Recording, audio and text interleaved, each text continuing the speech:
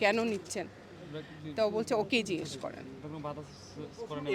না, বাধা দেই নাই। সে বিদেশ থেকে ডিগ্রি আসছে প্রাক ইউনিভার্সিটির লেকচারার। সে শুধু সাধারণ মানুষের কথা বলে। আমরা আসলে তার খোঁজ জানতে চাই, সে আছে, কেমন আছে, জীবিত আছে কিনা। আবার সে বিদেশ থেকে ডিগ্রি আসছে প্রাক ইউনিভার্সিটির লেকচারার। সে শুধু সাধারণ মানুষের কথা বলে, ছেলেদের কথা বলে, তারা তাদের অধিকারের কথা বলছে। সে নিজে কোনো ডিস্ট্রাকটিভ কোনো কাজে কখনো যায় না। পুলিশের প্রতি তার আস্থা আছে, এই কথাও সে বলছে। এবং এখন আমরা এখানে এসে খবর নিলাম, ওরা বলে যে আমরা জানি না, ডিবিতে আনলে তো ডিবি তো ফোন করবে, কিন্তু আমাদের কাছে কোনো ফোনও করে নাই। কিন্তু কালকে তারা গেছে এবং তারা বলছে যে ডিবি অফিস থেকে, ডিবিতেই তারা নিয়ে আসছে, ডিবি থেকে। এখন তারা বলতেছে যে আমরা তো আনলে ফোন করতাম। এই অবস্থায় আমরা কোনো খোঁজ পাচ্ছি না। আমরা আসলে তার খোঁজ জানতে চাই, সে আছে, কেমন আছে, জীবিত আছে কিনা।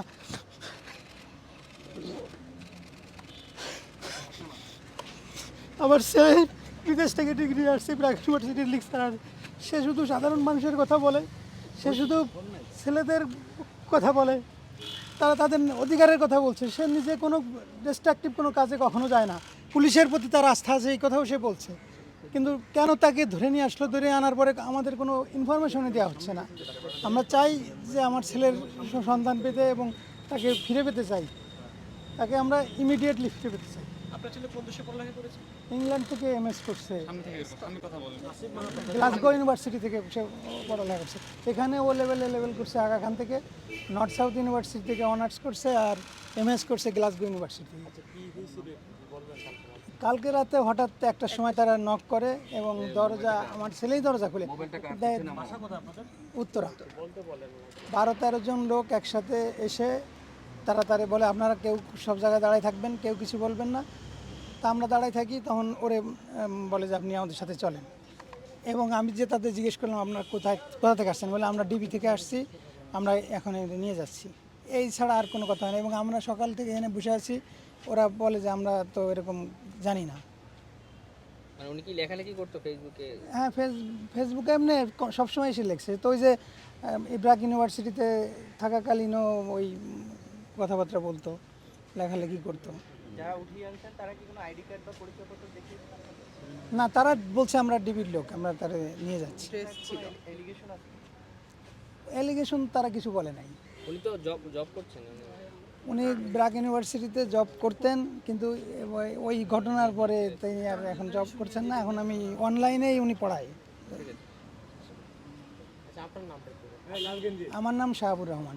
আপনি একটু আসিফ মাহতাব সাহেবের কি হন? আবার আমি আসিফ মাহতাব সাহেবের পিতা, আর উনি আমার ওয়াইফ। উনি আগা খান স্কুলের টিচার।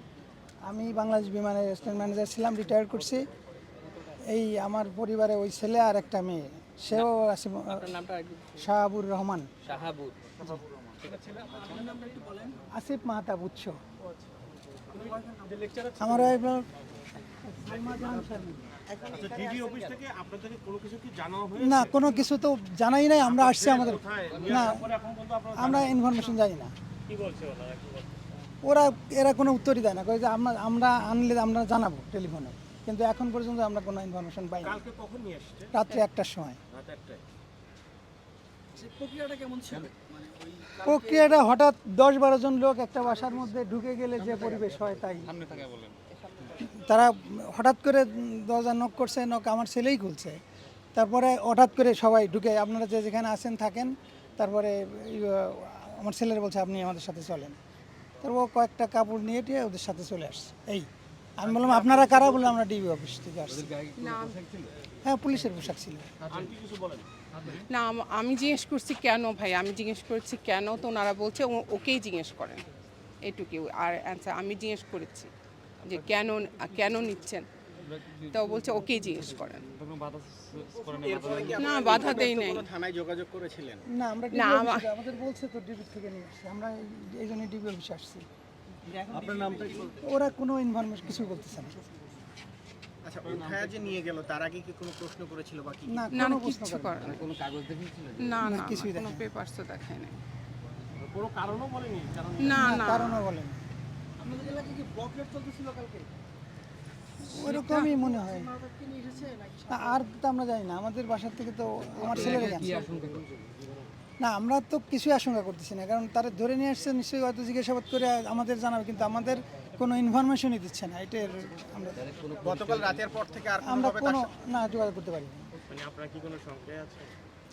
ডেফিনেটলি একটা ছেলে চলে গেল, তার এখন পর্যন্ত কোনো ইনফরমেশন পাচ্ছি না। আপনারা সেখানে কোনো অফিসার কিংবা কারো নাম জানতে পেরেছেন যারা না, তারা কোনো কিছু বলে না। আমার যাদের কোনো ব্যাজ লাগানো ছিল? ওদের মধ্যে 3 জন নাকি এসপি ছিল, না নেম প্লেট ছিল না, সিভিল ড্রেসে ছিল 3 জন অফিসার, আর পুলিশ 7-8 জন পুলিশ, ওরা ড্রেস পরা ছিল, পুলিশের ড্রেস ছিল। যে গাড়িগুলো তুলে নিয়ে গেছিল গাড়িতে করে, সেই গাড়ির নাম্বারগুলো কি মনে রাখছেন আপনারা? না, আসলে আমরা তো রাত্রেবেলা ওই গাড়ি দেখি নাই। এখন সব জায়গায় তো ধরে নিচ্ছে, এই জন্য আর এগুলা এত প্রয়োজন মনে করি না। এখন আপনারা কি করতে যাচ্ছেন বা অন্য আমরা কিছুই করতে চাচ্ছি না, আমরা আমার ছেলেরা ফেরত চাচ্ছি। সুস্থ থাকবেন। Thank you. আন্টি আপনার নাম? সালমা জাহান। আর আঙ্কেলের নাম?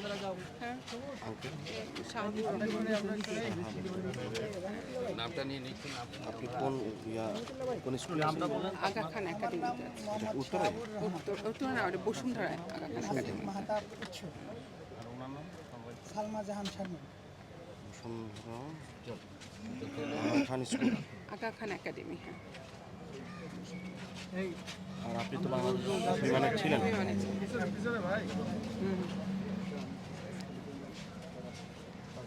ম্যানেজার ছিলেন? Assistant manager.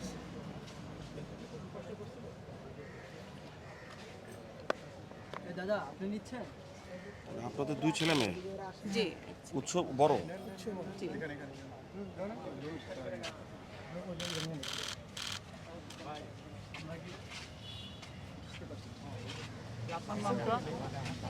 আমার নাম সালমা জাহান, উত্তরা বাসা কোথায়?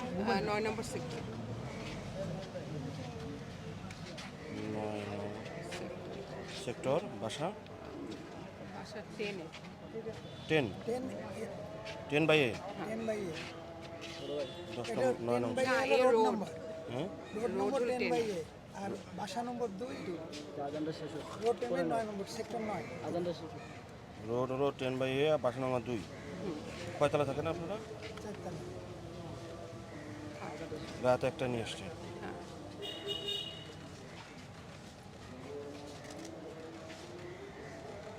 আপনার মোবাইল নাম্বারটা একটু বলতে পারবেন?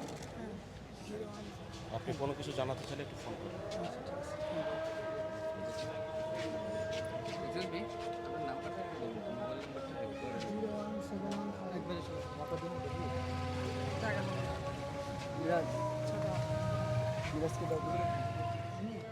না, এদিকে এখানে আসার পর ওই রুমের মধ্যে। Waiting room